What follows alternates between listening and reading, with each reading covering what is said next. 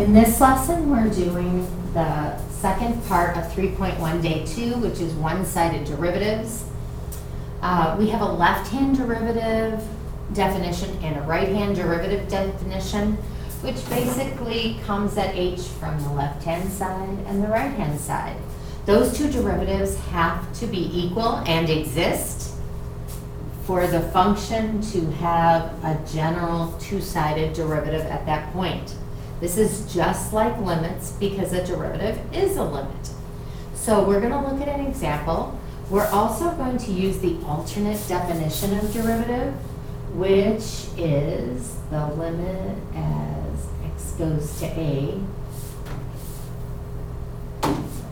The limit as x goes to a of the function minus the function at a over x minus a. All right, as this x value, that's the second definition of derivative that we used yesterday.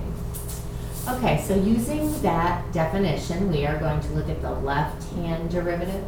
We're going to look at the right-hand derivative. Now, given this function, x cubed is the left side, 3x is the right side.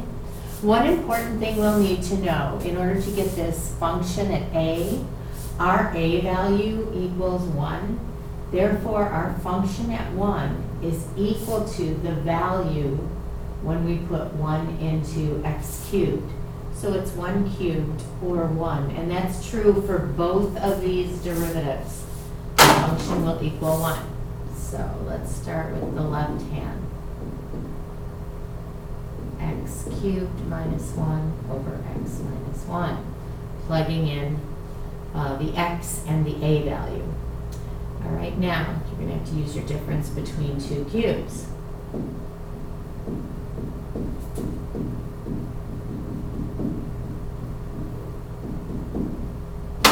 Your x minus 1s will cancel out. Take the limit of this as x goes to 1. You get the left-hand derivative equals 1 plus 1 plus 1, or 3. Next, let's just take a look at the right-hand derivative. The limit as x goes to 1 from the positive side. This time we're looking at the 3x function. So we have 3 times x minus, this is the tricky part, because the function at a is equal to 1. All right, so 3x minus 1. And then here you have x minus 1.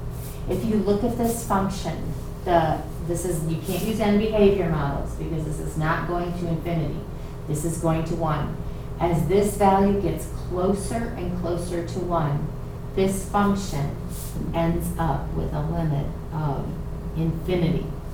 So the right-hand derivative is equal to infinity. Therefore, the left-hand derivative does not equal the right-hand derivative.